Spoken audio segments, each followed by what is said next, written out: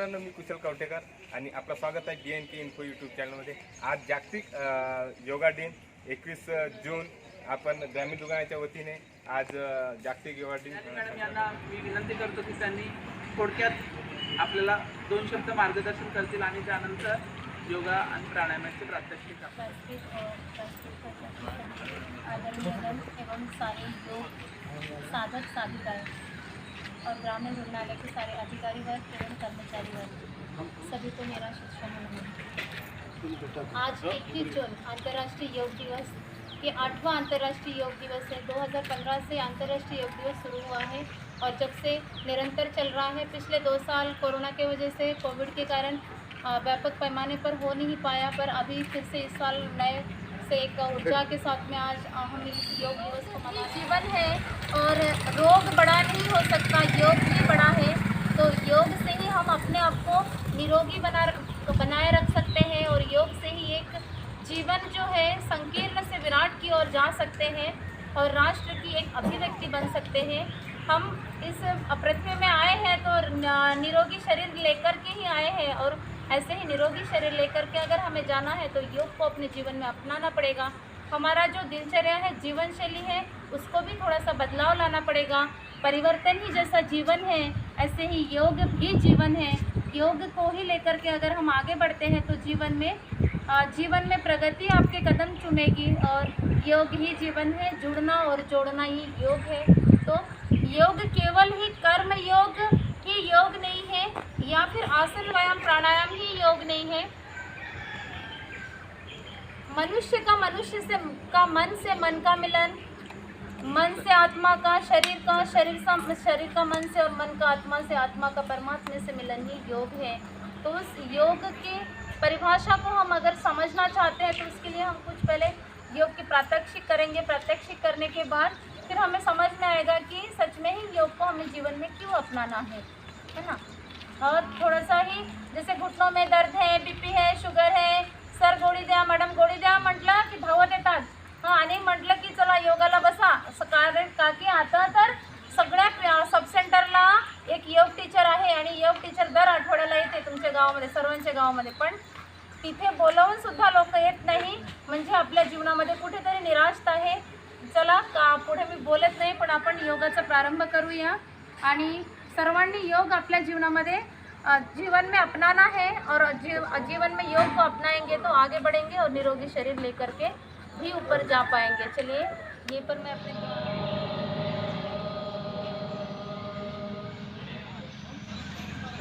सभी मेरे पीछे बोलेंगे।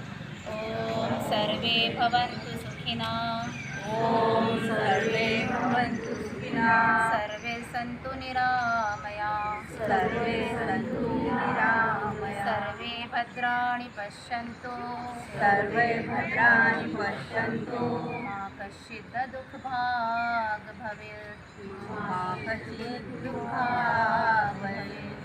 ओम शांति शांति शांति। ओम शांति शांति शांति।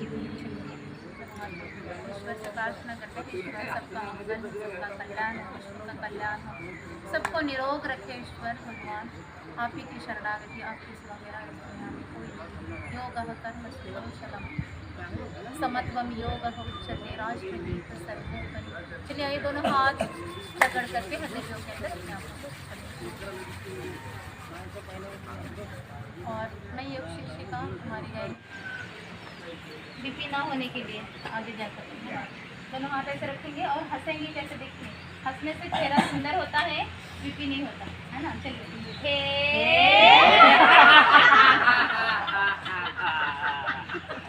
जोर से हंसिए सभी।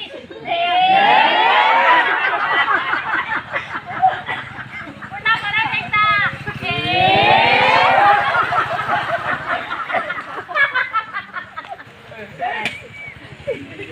अब सभी तालियां बजाएंगे। तालियां बजाने से, हमारे हाथों से तालियां बजाते पूरे शरीर में ब्लड सर्कुलेशन होता है।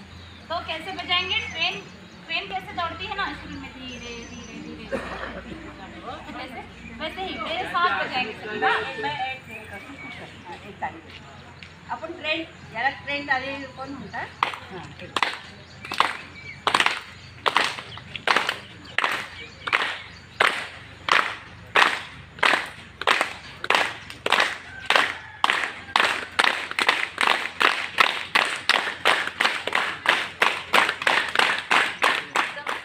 महसूस होता है।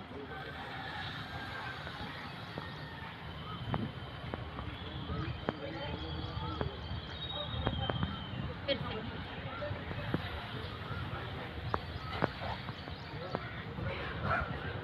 एकदम ठंडा। ये शीतली। फिर शीतकारी कैसे? दांत को टाइट करके सांस को भरेंगे। लगा ना ठंडा? बहुत ज़्यादा गर्मी लग रही है, लाइट गई है तो करना तब। पूरे अंदर से पूरा शीतल हो जाता है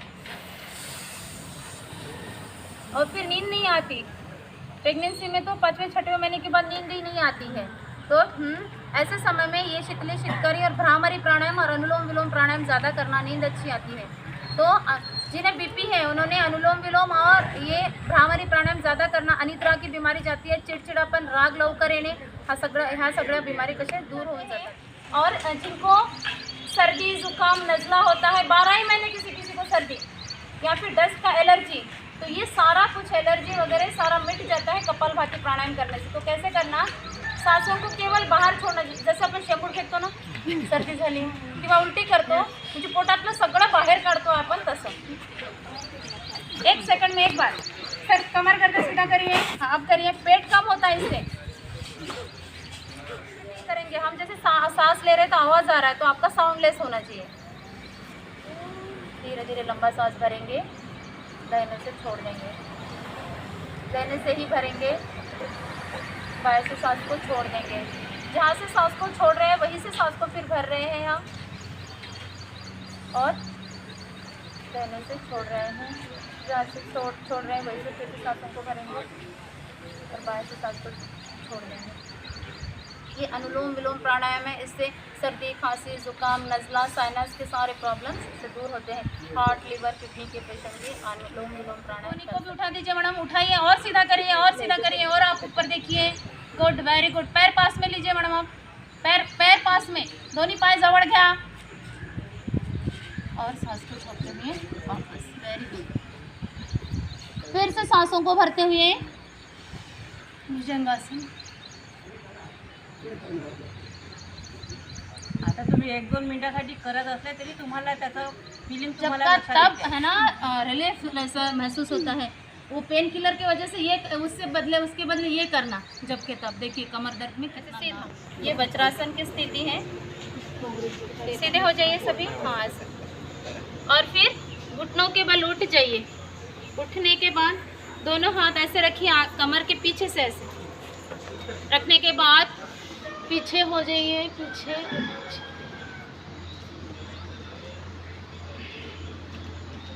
सांसों को छोड़ते हुए वापस। ये अर्ध उष्णासन। फिर पूर्ण उष्णासन। ऐसे पैर में थोड़ा सा अंतर रखिए, टखनों को पकड़िए हाथ से और पीछे और ऐसे।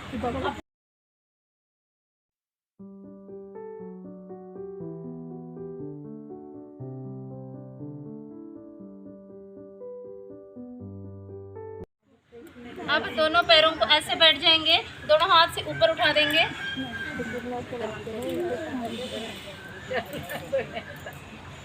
सांसों को छोड़ते हुए आगे झुक जाएंगे। दोनों हाथ कोहनी को जमीन से टिका देंगे और आगे झुक जाएंगे।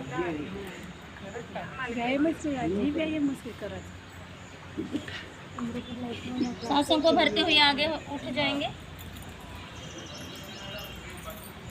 और अब दोनों पैरों को थोड़ा डिस्टेंस लेकर के ऐसे घुटने अलग अलग रखें।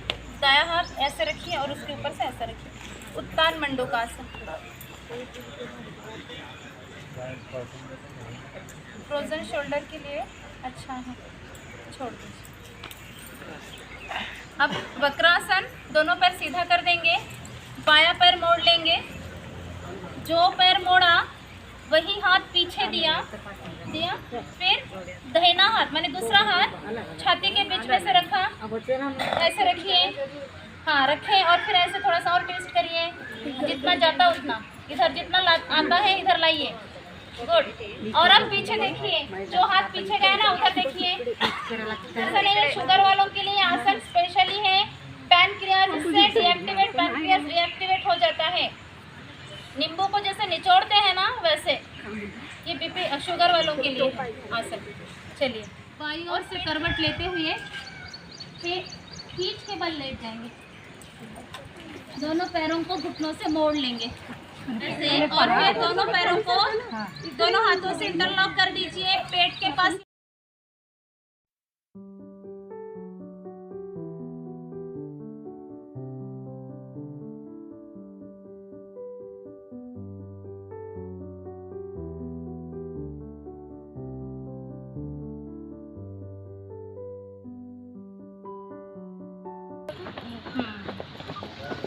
अब ऐसे बैठ जाएंगे, दोनों पैर सीधे हो जाओ, कमर सीधा एकदम। इन मासिक पीरियड के समय जिनको पेट में दर्द होता है ना, उनके लिए इसमें ये लाभ मिलता है। घुटनों के दर्द में भी जो तकलीफ है वो भी कम होता है। फिर ऐसे ऐसे बटरफ्लाई करते हैं तो प्रेगनेंसी वालों को नॉर्मल डिलीवरी होने में मदद मिलती है। हाँ, सही बात है। धीरे धीरे धीरे धीरे जितना बनता है उतना ही करना।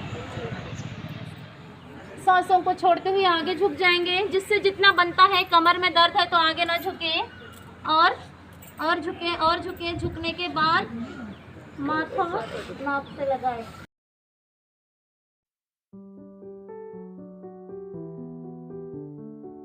पेट पतला होता है।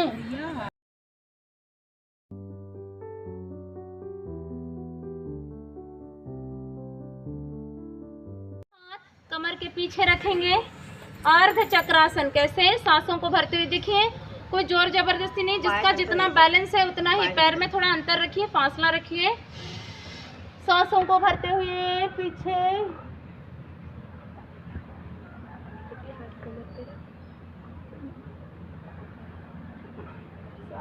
छोड़ते हुए वापस। वेरी गुड, सबने किया ना? परत एकदा चला।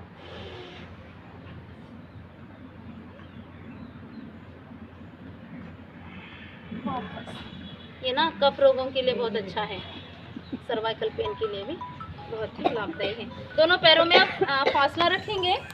दाहिना हाथ दाहिने पैर के ऊपर से और बायां हाथ हथेली आसमान की ओर ऊपर देखेंगे ऐसे। एक, ये सभी गर्दन को रेस्ट कर देंगे।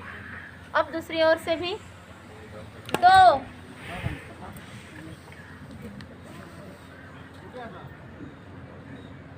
वापस आएंगे। सर्वाइकल पेन के लिए, स्पॉन्डिलाइटिस के लिए, स्पाइनल कॉर्ड के लिए, स्लिप डिस्क साइटिका पेन में भी ये उपयोगी है। सांस को छोड़ते हुए धीरे धीरे वापस आएंगे। बिहाइंड द नेक जो खिंचाव है उसको महसूस करेंगे सभी, सांस को भरते हुए।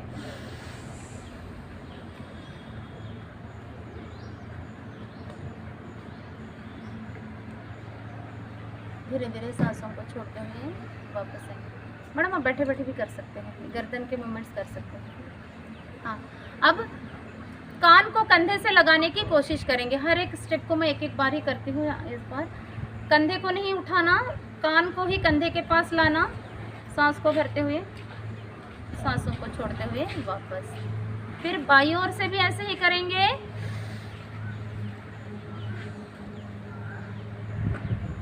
सांस को छोड़ते हुए वापस आएंगे। अब ठोडी को कंधे के ऊपर से पीछे देखने की कोशिश करेंगे। हनवटी असं खांद्यावरून मागे नेण्याचा प्रयत्न करायचा, मागे पाहण्याचा श्वास भरत।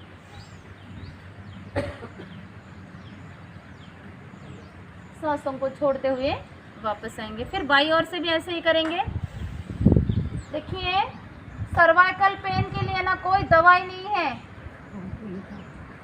ये करेंगे तो उसमें ही जाएगा। हे मणक्याचा त्रास असेल ज्यांना कोणाला, त्यांनी असं करायचं।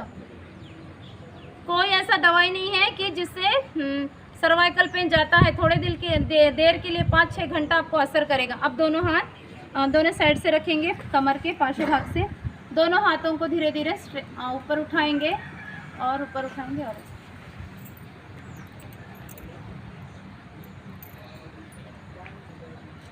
धीरे धीरे दोनों हाथों को सांसों को छोड़ते हुए वापस आएंगे। अब दोनों हाथ कंधों के ऊपर रखेंगे। दोनों कोहनियाँ आगे से मिला लेंगे। कोहनियाँ मिला लीजिए एक दूसरों से। सांस को भरते हुए कोहनी को कान के ऊपर से ले जाएंगे। इसको घुमाते हुए ऐसे आगे से लाएंगे। 1 2 3 4 5। अब इसको उल्टा विपरीत दिशा से 1 2 3। दोनों हाथ को सीधा करो और सीधा, हाइट बढ़ाना है ना, करो।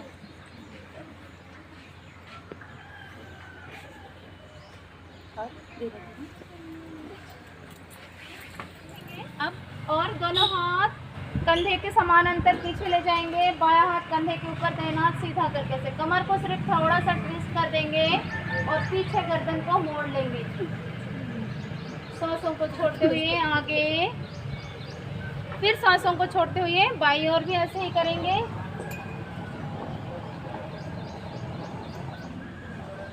फिर सांसों को छोड़ते हुए वापस आएंगे।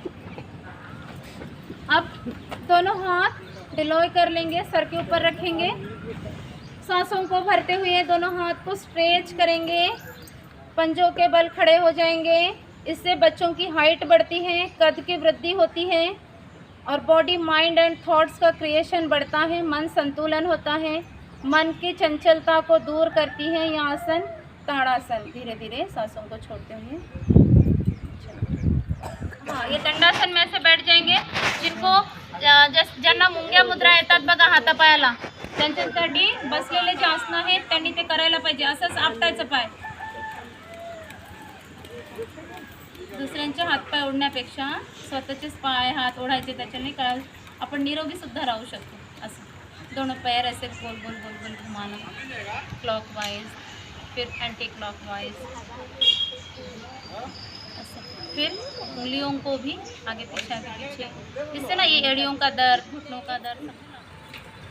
दोनों हाथ घुटनों के ऊपर रखेंगे और ये ध्यान मुद्रा है या ज्ञान मुद्रा। हमारे भगवान बुद्ध भी ऐसे ही बैठते थे, तो कमर गर्दन सीधा करके ऐसे बैठ जाएंगे। शरीर में कहीं पर भी दर्द है तो वे ऐसे बैठ सकते हैं वायु मुद्रा में। जॉइंट पेन है, संधिवात आहे तर त्यांनी हे असं बसायचं, बाकीच्यांनी असं। आणि आता सर्वांनी एकदा लांब श्वास घ्यायचा, लांब श्वास सोडायचा आणि मी म्हणेन माझ्या मागे तुम्ही प्रार्थना सबको बोलना है, सर्वांना म्हणायचं आजी मागे। हाँ 3 बार पावन ओंकार का उच्चारण करते हैं सभी।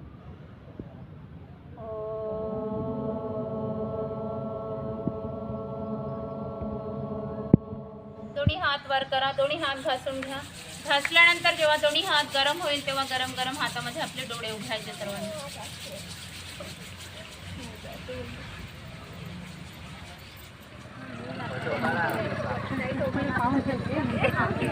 और दोनों हाथ ऐसे छाती के बीच साइड से ऐसे, कोहनियाँ मैडम पास में रखिए, नीचे रखिए कोहनियाँ जमीन से टिका के, ये कोहनी नीचे रखिए, हाँ ऐसा गुड। और सांसों को भरते हुए कोहनी को भी उठा देंगे, गर्दन को भी उठा देंगे। अनुभव करा कि तुमच्या पाठीच्या और देखिए जहाँ पे दर्द है ना मैडम कितना रिलैक्स फील होता है, खुद महसूस करिए। उठाइए घुटने, कोहनी को उठाइए, हाँ उठाइए, कमर को नहीं उठाना है, बस गर्दन को सांप के फन की तरह से करता करता अनुभव दोनों पैर घ्या पास में रखिए, की आपल्या पास में। बॉडीच्या कोणत्या भागामध्ये आपल्याला ट्रेस होत आहे आणि कुठे आराम सांसों को मिळत आहे छोड़ते ते। हुए वापस आइए। पुन्हा परत श्वास घे, दोन्ही पाय जवळ, भुजंगासन।